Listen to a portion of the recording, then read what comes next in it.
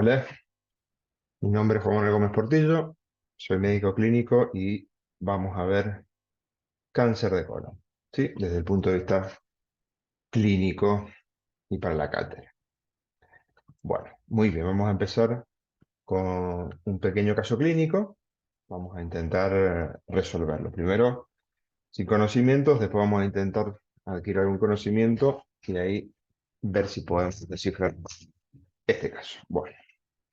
Paciente masculino de 63 años con antecedentes de tabaquismo, hipertensión arterial y un padre fallecido a los 68 años de cáncer de colon, que consulta por 3 meses de cambios en el hábito evacuatorio, previene con una analítica con una anemia microcítica y refiere pérdida de peso no voluntaria. ¿Cuál será el diagnóstico de nuestro paciente? Bueno, cerramos el caso acá, lo seguimos más adelante. Vamos a hablar ahora de algo que no tiene nada que ver con el caso, que es cáncer de colon. Bueno, bien. ¿Qué podemos hablar en cuanto a generalidades de esta patología? Podemos decir que es hoy se habla de cáncer colorectal en general, ¿no? Y podemos decir que es una patología frecuente con un alto nivel de letalidad en Estados Unidos, pues son estadísticas norteamericanas. Se diagnostican anualmente unos 147.000 casos, de los cuales 109.000 son tumores de colon y de recto, perdón, 109.000 son de colon y el resto afectan al recto. Se calcula que anualmente mueren 50.000 personas en Estados Unidos por esta causa. Es a nivel mundial la tercera causa de muerte por cáncer y el pronóstico está estrechamente relacionado con la extensión de la enfermedad en el momento del diagnóstico, ¿no? Mientras antes de lo diagnostiquemos, mejor. Eh, si, para empezar con una definición, tendríamos que definir el cáncer colorectal como una neoplasia gastrointestinal originada en la mucosa del colon y del recto. Es uno de los, como dijimos recién, de los tumores malignos más frecuentes. El subtipo histológico más común es el adenocarcinoma y, por todos estos datos que estamos viendo, podemos inferir que es un problema de salud pública en Argentina y a nivel mundial. Si nos paramos dentro de lo que es nuestro país, podemos decir que es el tercer cáncer de incidencia, según incidencia, después del cáncer de mama y el cáncer de próstata, pero si nos vamos a la mortalidad, es el segundo cáncer en la Argentina. ¿Sí? Bien. Eh, Acá podemos ver la mortalidad anual mundial de cáncer colorectal ronda casi el millón de personas. En la Argentina, este, se ocurren aproximadamente 13.000 nuevos casos por año, mueren por año 7.000 personas en la Argentina, y representa casi el 12% de las muertes por tumores malignos en Argentina. Bien, very good. Generalidad, bueno, representa el 9% del total de las muertes anualmente por cáncer. La edad es un factor de riesgo mayor para cáncer colorectal esporádico y el 90% de los casos ocurre luego de los 50 años. Acá vamos a ver cómo aumenta a medida que aumentan los años, cómo aumenta en forma exponencial la incidencia de cáncer colorectal. Esto es de cánceres en pacientes sin antecedentes. Bien, siguiendo con las generalidades, sabemos que en el mundo hay programas de screening de diferentes tipos que van desde el test de sangre oculta en materia fecal, la endoscopía o algunos métodos por imágenes radiológicas que pueden, digamos, prevenir la aparición del cáncer o detectar el cáncer en estadios tempranos que permiten su curación. Las adherencias en las guías de tamizajes se ha visto actualmente que están aumentando, pero no son suficientes en la actualidad y esta patología continúa diagnosticándose inexplicablemente en estadios avanzados, sabiendo todo lo que se puede hacer para prevenir. La mortalidad de la patología ha disminuido en los últimos años. Esto tiene que ver probablemente con que se están haciendo diagnósticos más tempranos y que hay una mejoría en los tratamientos, principalmente en las terapias y en las quimioterapias neoayudantes y ayudantes. Bien. En general, los tumores distales suelen tener peor sobrevida a los 5 años comparados con aquellos proximales, y en los últimos años ha aumentado la incidencia de neoplasias proximales, probablemente por el aumento de la mejoría de los screening diagnósticos. ¿Cuáles son los factores de riesgo que tenemos que tener en cuenta? Existen factores de riesgo adquiridos y factores de riesgo genéticos o hereditarios. Sin embargo, la gran mayoría de los tumores son esporádicos. Aquellos casos en los que existen familiares afectados, se cree que existirían múltiples alteraciones genéticas, pero no se ha dilucidado aún el mecanismo molecular específico en estos cánceres de tipo esporádico. Y se han descrito síndromes genéticos como la poliposis adenomatosa familiar y el cáncer colorectal hereditario no polipósico o enfermedad de Lynch, pero estos representan menos del 5% del total de los cánceres de colon. Bien, esta es más o menos la distribución actual en la Argentina. Según el factor de riesgo, tienen el 70-75% son cánceres de origen esporádico, un 20% tienen antecedentes familiares de primero o segundo grado y un 10% son ya cánceres asociados a enfermedades hereditarias de tipo familiar. Bien, tenemos las poliposis adenomatosa familiar y sus variantes, como puede ser el síndrome de Turcot, síndrome de Gardner y la poliposis Colli atenuada. Se caracterizan por la presencia de cientos a miles de pólipos desde el nacimiento incluso. El cáncer de colon ocurre en el 90% de los individuos no tratados aproximadamente entre los 40 y los 50 años. El paciente ya puede tener un cáncer colorectal. Esta patología tiene una herencia autosómica dominante caracterizada por la mutación en el gen APC que se puede estudiar. Bien, esta es aproximadamente la evolución del epitelio normal, cómo pasa a las primeras lesiones, que son aquellos pólipos total y absolutamente asintomáticos. Este es un buen lugar, un buen momento para hacer el diagnóstico precoz de estos pólipos y retirarlos antes de su transformación en adenocarcinoma. Aparece dentro del pólipo el adenocarcinoma in situ, que si uno no saca el pólipo, no saca el adenocarcinoma in situ, crece, afectando diferentes capas de la mucosa intestinal colónica, invadiendo y generando los diferentes estadios que tiene esta enfermedad, que ya los vamos a ver, y obviamente mientras más avanzada esté la enfermedad, más va a ensombrecer el pronóstico de la misma. En general, la sobrevida, fíjense, bueno, antes de ver esto, vamos a ver si tenemos bueno, ya vamos a pasar. Bueno, pero sepan que un cáncer en estadios, esto se usa una clasificación que se llama clasificación de Duke, que ya la vamos a ver, donde a medida que encontramos el cáncer más avanzado, por supuesto que la sobrevida va a ir disminuyendo. Bien, vamos a ver un poquito de factores de riesgo. Bien, vamos a ver algunas imágenes.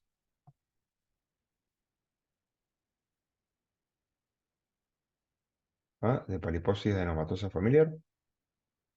Esto es lo que ve el endoscopista. Esta es la imagen macroscópica, donde la presencia de múltiples pólipos durante todo el trayecto colónico. Acá se alcanza a ver como un empedrado, todo revestido por pequeños pólipos. Bien. Factores de riesgo. Bueno, como dijimos recién, el síndrome de Lynch o cáncer colorectal hereditario no polipósico tiene un mecanismo de herencia autosómica dominante por mutaciones en genes reparadores de tumores, como puede ser el MLH1, MSH2 y el MSH6.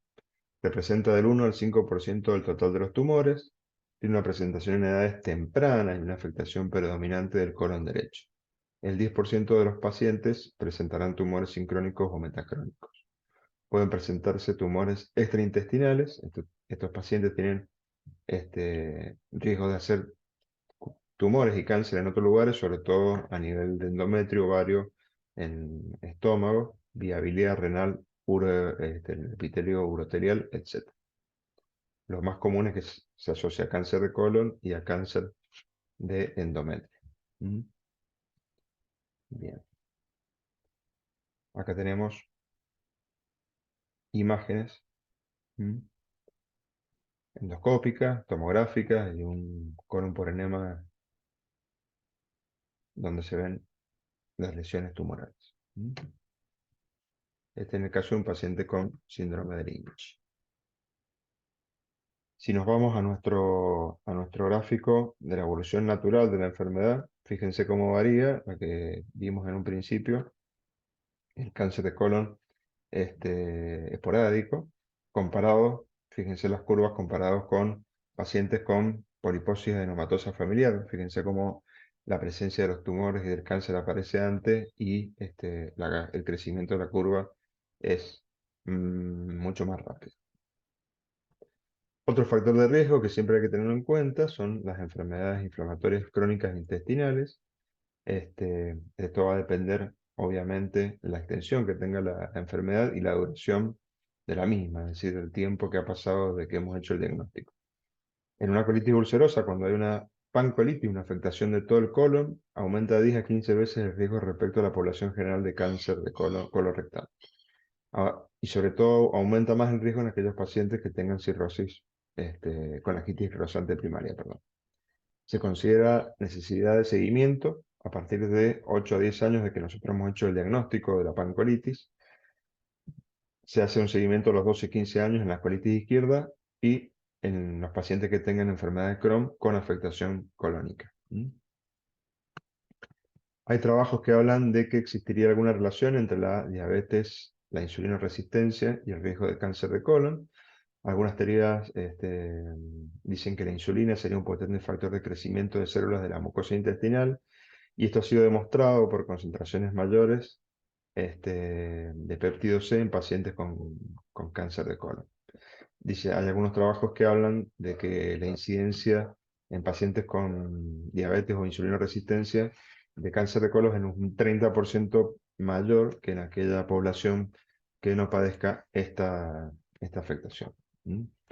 ¿Hay alguna relación con la colecistectomía? Los pacientes que se les ha retirado la vesícula tendrían un riesgo mayor de cáncer de colon derecho. No está aclarado todavía bien cuál podría ser el mecanismo.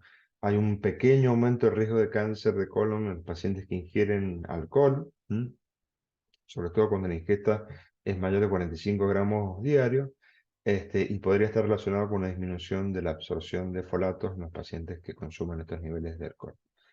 Se sabe que los obesos tendrían un aumento de 1,5 veces el riesgo de cáncer de colon de aquellas personas con un índice de masa corporal normal. El tabaquismo aumenta el riesgo relativo en 1,18 de cáncer de colon y hay algunos trabajos que involucran a la cafeína como factor de riesgo, si bien no está para nada claro esto, ¿no? Se conocen algunos factores que podrían ser protectores para, para no llegar a un cáncer colorectal y estos serían dietas ricas en frutas, en verduras. Se sabe que, así como las personas delgadas, las personas que hacen actividad física, el consumo de ácido acetil salicílico y algunos otros antiinflamatorios no esteroideos podrían disminuir el riesgo de aparición de cáncer. Antioxidantes como la vitamina B6, el ácido fólico, el calcio.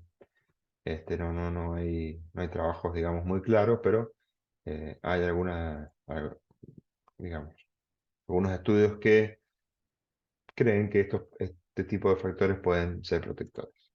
¿Sí?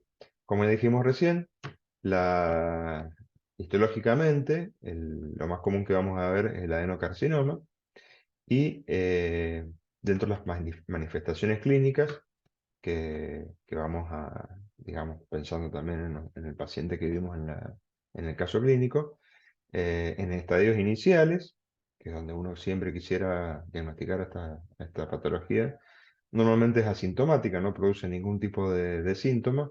Cuando ya aparece algún síntoma, normalmente el tumor, el cáncer, está avanzado, por lo menos localmente. De los síntomas y signos más comunes, tenemos el dolor abdominal, los cambios en el hábito evacuatorio, la presencia de hematoquesia o melena, la astenia, estos secundarios generalmente anemia ferropénica por pérdidas de sangre y la pérdida de peso. Otras manifestaciones clínicas, acuérdense que estos pacientes pueden generar eh, síndromes de tipo oclusivos, intestinales o suboclusivos, o de tipo mecánico. Entonces, todo paciente con factores de riesgo, mayor de 60 años, que empieza con un síndrome suboclusivo y no tenemos una causa clara, siempre también hay que pensar en el cáncer colorectal. Bien. Los síntomas de alarma tienen, todo esto que hablamos recién, tienen un alto valor predictivo positivo. Los síntomas suelen ser más llamativos cuando la patología asientan en el colon izquierdo y recto. Son mucho más sintomáticas. Los tumores del colon derecho tienden a dar manifestaciones cuando ya son mucho más grandes y son los que suelen dar síndromes suboclusivos u oclusivos. Aproximadamente el 20% cuando hacemos el diagnóstico, el 20% de los pacientes ya tienen metástasis, ya sea linfática o hemática, en el momento que nosotros hacemos el diagnóstico, ¿no? O sea que ya estamos en estadios avanzados, ya hemos llegado bastante tarde a alguna posibilidad de sobrevivir. Bien. Otras manifestaciones clínicas, hay que tenerlas en cuenta siempre, no son lo más común. Pero acuérdense la presencia de algunas fístulas, las bacteriemias por Streptococcus bovis, incluso la endocarditis infecciosa por Streptococcus bovis nos tiene que hacer pensar en un cáncer de colon, algunas bacteriemias por especies de Clostridium, pueden presentarse como abdómenes agudos oclusivos, sobre todo el lado derecho, perforación intestinal, hemorragias masivas son menos frecuentes, pero algunos pacientes debutan con este tipo de síntomas. Bien. ¿Cómo hacemos el diagnóstico? En la colonoscopia, por supuesto, que es el método de elección, no solamente porque nos permite ver la tumoración, ver las características del colon adyacente, sino que nos permite tomar biopsia y hacer el diagnóstico anatomopatológico, ¿sí? La patología puede ser sospechada en pacientes con signos o síntomas de alarma, o bien puede ser identificado en sujetos asintomáticos en el contexto de tamizaje o screening en individuos que tengan algún riesgo. La videocronoscopía es el método simple de elección, pues localiza la lesión, permite biopsiarla, detectar lesiones sincrónicas y patología preneoplásica con resección. Esto es lo que vamos a ver ahora en un ratito. Cuando hacemos el screening, detectamos el pólipo y lo sacamos, estamos haciendo prevención, directamente. No estamos curando un cáncer, sino que estamos previniendo la aparición del mismo.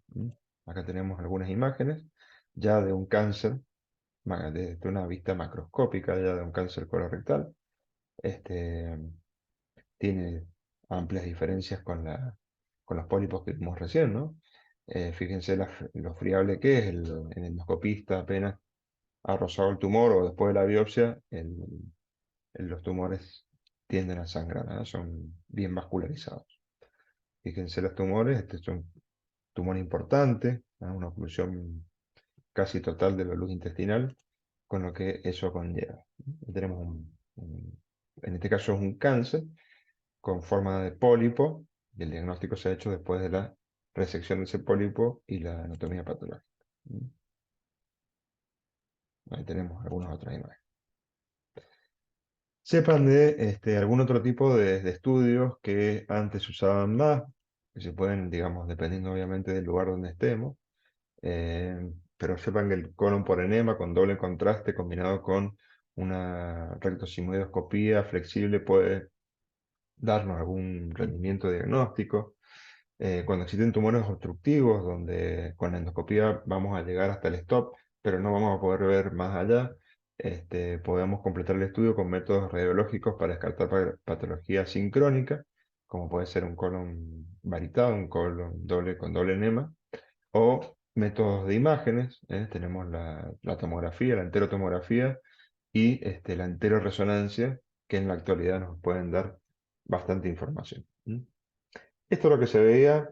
¿Ah? Esto es una imagen de un tumor de colon. Fíjense cómo el vario pasa con dificultad de una porción al otro del tumor, dentro del colon, ¿no? Esta imagen hace recordar una manzana comida, ¿no? Bien, una vez que hemos sospechado el diagnóstico, hemos hecho la endoscopía, hemos tomado biopsias, hemos hecho el diagnóstico de probablemente un adenocarcinoma, tenemos que ver cómo vamos a estadificar a este paciente para valorar qué tipo de tratamiento vamos a hacer y para tener alguna idea del pronóstico que tenemos que tener nuestro paciente. Se usan dos scores, el TNM, como en la mayoría de los tumores, pero acá se usa mucho el score de Dukes, que acá está bien representado. El score de Duke es sencillo además de aprender, los divide en A, B, C y D según la extensión. El A, que está limitado solamente a la mucosa y su mucosa. El B a su vez se divide en B1 y B2. El B1 está restringido a la muscular propia. El B2 atraviesa la muscular y penetra ya en la serosa. El C1 y C2. El C1 es como el B más una afectación ganglionar y el C2 es como el B2 con afectación ganglionar, es decir, con metástasis linfáticas. Y estadio D cuando ya tenemos metástasis a distancia. ¿Cómo vamos a hacer nuestra estratificación? Para la estratificación preoperatoria se sugiere siempre la tomografía de abdomen, pelvis y tórax. En caso de tumores rectales se sugiere la resonancia porque estratifica mejor la profundidad de la invasión T y la presencia de adenopatías regionales. La econdoscopía transrectal también es una alternativa para ver la profundidad de la afectación del tumor. Deben solicitarse marcadores tumorales como el CA 19-9 y el CEA para tener un valor basal que eso nos va a permitir con el tiempo hacer un seguimiento si hay nuevas recidivas. Aclaración importante. Los marcadores tumorales no se usan para screening de cáncer de colon. No tiene ningún sentido pedir marcadores tumorales para hacer screening o diagnóstico de cáncer de colon. Su única utilidad es, una vez hecho el diagnóstico, valorar el seguimiento, tanto del tratamiento como tanto de si aparece alguna recidiva. Eso bien claro. Bien. Tratamiento en general tiene una parte quirúrgica. Tenemos un paciente con un tumor bien establecido. Bien. Bueno, volvamos a nuestro caso clínico. Volvamos a hablar, es un paciente hombre de 63 años, fumador, hipertenso, el padre falleció a los 68 años de cáncer de colon y consulta por una alteración en su hábito evacuatorio de 3 meses de evolución y la presencia de una anemia microcítica, probablemente ferropénica y una pérdida de peso. ¿Cuál es el diagnóstico más probable? Bueno, el diagnóstico más probable acá es una falla en el sistema de salud. Obviamente, lo más probable es que este paciente tenga un cáncer de colon, pero acá el sistema de salud le ha fallado a este paciente. Ha llegado tarde, ha llegado ya cuando el paciente tenía síntomas.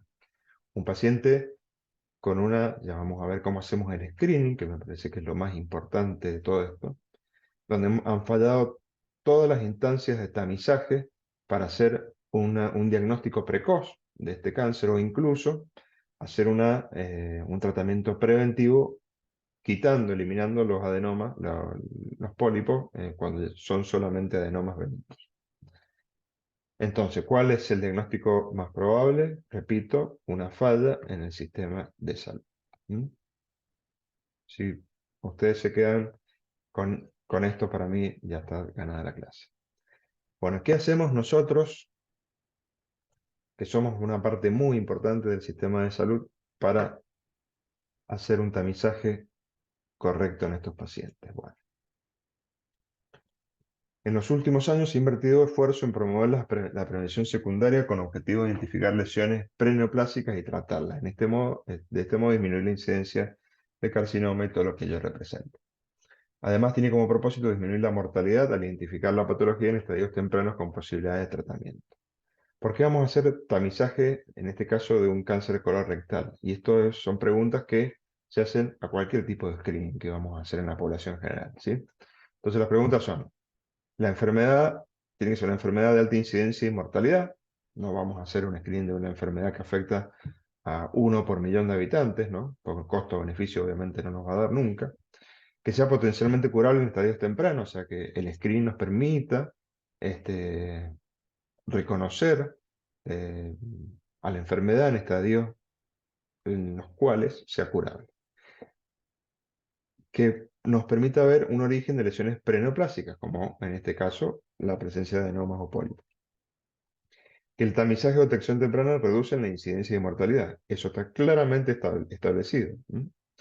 Y que sean factibles de ser aplicados. Acá vamos a hablar fundamentalmente de dos test. Uno es la sangre oculta en materia fecal. Van a ver que es muy sencillo de hacer. Y el otro es hacer una videocronoscopia. Lo cual en Mendoza estamos quizás en condiciones de ofrecerle a gran parte de la población este tipo de screening. Bien, ya sabemos la historia natural. Primero el adenoma. Este adenoma va creciendo. En algún momento aparece un adenocarcinoma.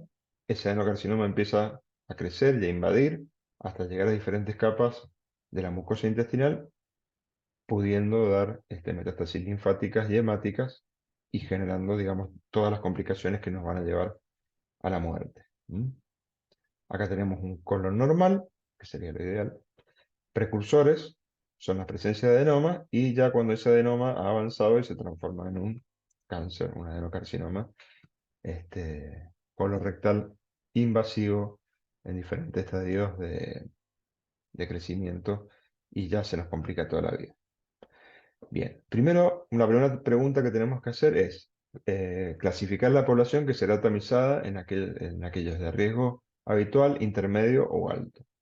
Esto se logra mediante la anamnesis, antecedentes personales y familiares.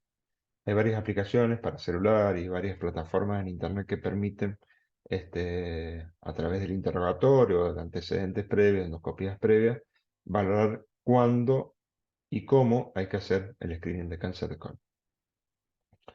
Bien, pero fundamentalmente con un buen interrogatorio, preguntando bien los antecedentes familiares y los antecedentes personales, no se nos va a escapar ninguno, ¿eh? Como se escapó el señor de la historia clínica. Bien. ¿Cuáles son los pacientes que tienen un riesgo bajo? Bueno, la mayoría, como hablamos recién, ¿no? Aproximadamente el 75% dijimos que los cánceres colorectales son esporádicos. Por lo tanto, estamos hablando de esta población, de la de bajo riesgo. Son aquellos pacientes mayores de 50 años, mujeres y hombres, asintomáticos, sin antecedentes de los familiares o aquellos con un familiar de segundo o tercer grado con antecedentes de cáncer de colon. Pacientes mayores de 40 años con un familiar de primer grado mayor de 60 años afectados por cáncer colon rectal o dos familiares de segundo grado. En el primer caso, que sería el de la mayoría de nosotros, tenemos que empezar a hacer el screening a partir de los 50 años. O sea, toda persona sin antecedentes y sin síntomas, hacemos screening. Si el paciente no tiene síntomas y tiene antecedentes de un familiar de primer grado, afectado de cáncer de colon, el screening lo empezamos 10 años antes. Recuerden que más o menos el tiempo de evolución de un adenoma a un adenocarcinoma son 10 años, por eso, si una colonoscopia es normal, estamos habilitados a esperar 10 años para repetirla como screening. Bien, es lo que decía, ¿eh? Si la colonoscopia, el paciente que le hacemos un screening con colonoscopia y es normal, podemos esperar 10 años para repetirla y valorar la presencia de pólipos. Bueno,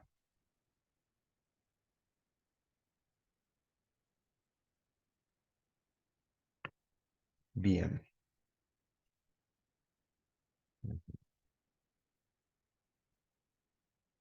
Sepan que la implementación de cualquiera de los métodos de pesquisa propuestos deben ser determinados en base a las posibilidades del medio, la experiencia del médico, la experiencia del equipo de salud y las posibilidades y preferencias de cada paciente. Hay que personas que no quieren hacerse la endoscopía, uno les puede hacer el test de sangre oculta en materia fecal, avisándole que si les da positivo, tienen que hacerse la endoscopía. No se va a salvar. Se recomienda que para implementar un plan de pesquisa poblacional se deberán utilizar aquellos métodos estandarizados y validados que ofrezcan accesibilidad al mismo, que sean costo efectivos y aceptados en la población. Esto insta a las autoridades sanitarias de las instituciones prestadoras de servicios de salud de la Argentina a que prioricen los programas de detección temprana sistemática de pólipo y cáncer colon rectal en estadios precoces. Bueno, eso todos los años está un poquito mejor, pero todavía falta un crecimiento un poco más importante. ¿Se acuerdan que habíamos dividido los pacientes en bajo riesgo, moderado riesgo y alto riesgo? Bueno, los de moderado riesgo son aquellos que ya tienen un antecedente personal de un adenocarcinoma colorectal, o sea que ya han sobrevivido un cáncer de colon, eh, o aquellos que tengan antecedentes de cáncer colorectal en familiares de primer grado menores de 60 años, o dos o más familiares de primer grado, independientemente de la edad, con diagnóstico de cáncer de colon colorectal. Sí, estos pacientes debería empezarse el screening en aquellos que obviamente no tienen el diagnóstico, a los 40 años, como hablábamos recién, pero se debería hacer un control con cronoscopía cada 2 años, y en los pacientes, acuérdense que tienen un cáncer de colon, que se trata, que se cura, al año habría que hacer un control endoscópico y después se pueden hacer controles cada 2 a 5 años, ¿no? Dependiendo siempre de las cronoscopías previas. Bueno,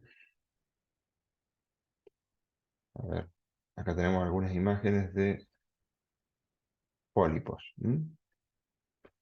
Entonces la cronoscopía nos permite hacer el diagnóstico macroscópico y retirar el pólipo.